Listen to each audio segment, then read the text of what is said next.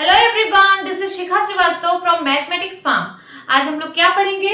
आज हम लोग class 7 chapter 3 that is data handling में ट्राई दीज का क्वेश्चन सॉल्व करेंगे, जो कि पेज नंबर 51 पर गिवन है। क्या है question? Discuss with your friends and give. आप अपने फ्रेंड से डिस्कस करिए और आंसर दीजिए। क्या है? दो क्वेश्चन आपको पूछा गया है। पहला है two situations where mean would be an appropriate representative value to use.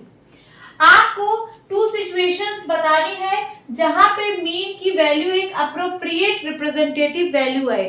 तो कहां पे है ऐसी टू सिचुएशंस आपको बतानी है? तो number 1, age of students in a class. एक क्लास में अगर आप एज देखेंगे स्टूडेंट्स का, तो वो लगभग सबका सेम होता है। जैसे अगर आप क्लास 8 की बात करें, सपोज अगर मैं यहाँ पे एक क्लास हटा के यहाँ पे मैं क्लास 8 लिख दूं, इन क्लास 8, तो क्लास 8 में स्टूडेंट्स की एज लगभग 12 इयर्स रहती है। कितनी इयर्स रहती है? 12 इयर्स। तो कोई स्टूडेंट 12 ईयर का होगा, कोई स्टूडेंट 12 ईयर 2 मंथ का होगा, कोई स्टूडेंट 11 ईयर 9 मंथ का होगा, कोई स्टूडेंट 12 ईयर 6 मंथ का होगा। जितने भी स्टूडेंट होंगे वहां पे, उन सबका एज लगभग 12 ईयर में ही होगा। सो ये एक अप्रोप्रिएट रिप्रेजेंटेटिव वैल्यू है मीन का। जब आप इसका मीन फाइंड आउट करोगे, सारे स्टूडेंट्स का जब आप मीन फाइंड आउट करोगे, तो वो 12 ईयर ही निकल के आएगा, क्योंकि वहां पे सारे जितने भी स्टूडेंट्स हैं उनकी सबकी एज 12 ईयर के लगभग है। तो जब आप मीन निकालोगे तो वो भी 12 ईयर के लगभग आएगा।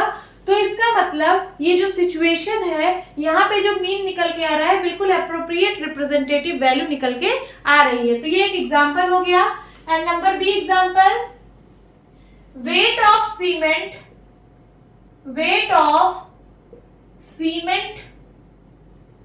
Bag of 50 kilogram. ये जो सीमेंट का बैग होता है 50-50 किलोग्राम का, उन सबका वेट बराबर होता है। ठीक है, अगर मैं यहाँ पे 10 सीमेंट का बैग रख दूं, तो हर एक अगर आप सीमेंट का बैग का वेट मेजर करोगे, तो कोई 50 किलोग्राम का निकल के आएगा एग्जैक्ट, कोई 50.002 किलोग्राम का निकल के आएगा, कोई 49.89 या फिर 49.98 निकल के आएगा किलोग्राम।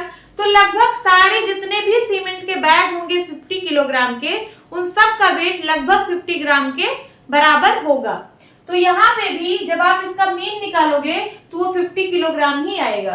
तो ये भी, ये जो मैंने एग्जांपल लिया है, यहाँ पे जो मीन है वो एक एप्रोप्रिएट रिप्रेजेंटेटिव वैल्यू आएगी। तो हमने दो एग्जांपल ले लिए हैं, यही आपका आंसर है। आप कुछ और भी लिख सकते हो अपने फ्रेंड से डिस्कस करके, जैसा कि ये क्वेश्चन बोला है कि अपने फ्रेंड से डिस्कस करके आपको लिखना है, तो आप लोग कुछ और भी सोच सकते हो, कुछ और भी आंसर दे सकते हो। अब सेकंड क्वेश्चन सॉल्व करेंगे। ये जो मैंने आंसर दिया है, ये पहले का आंसर है। इसको मैं ए बी हटा के 1 और 2 लिख देती हूँ, क्योंकि यहाँ पे ए बी लिखा है। तो ये पहले का दो सिचुएशन हम लोगों ने बना लिया। अब बी पार्ट सॉल्व करेंगे। बी पार्ट में क्या है? Two situations where mode would be an appropriate representative value to use। आपको यहाँ पे दो सिचुएशंस ऐसी लेनी है कि उसमें जो मोड है वो एक एप्रोप्रिएट रिप्रेजेंटेटिव वैल्यू होना चाहिए। तो क्या होगा एग्जांपल? सबसे पहला situation, students of A class who love chocolate या फिर हु लाइक चॉकलेट। लिखिए, स्टूडेंट्स ऑफ अ क्लास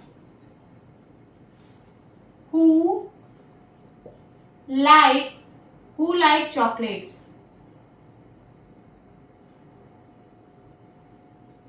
अगर आप किसी क्लास में स्टूडेंट से पूछेंगे कि क्या आपको चॉकलेट पसंद है, तो उसमें सारे बच्चे बोल देंगे यस आई लाइक चॉकलेट। तो वहां पे जितने भी स्टूडेंट से आप पूछेंगे, सब बोलेंगे yes I like chocolate, yes I like chocolate. तो सारे बच्चे वहां पे चॉकलेट बोल रहे हैं, इसका मतलब उसका मोड क्या है? वहां पे चॉकलेट है। ठीक है, तो ये एक अप्रोप्रिएट रिप्रेजेंटेटिव वैल्यू है मोड का, student of A class who like chocolate. Second, students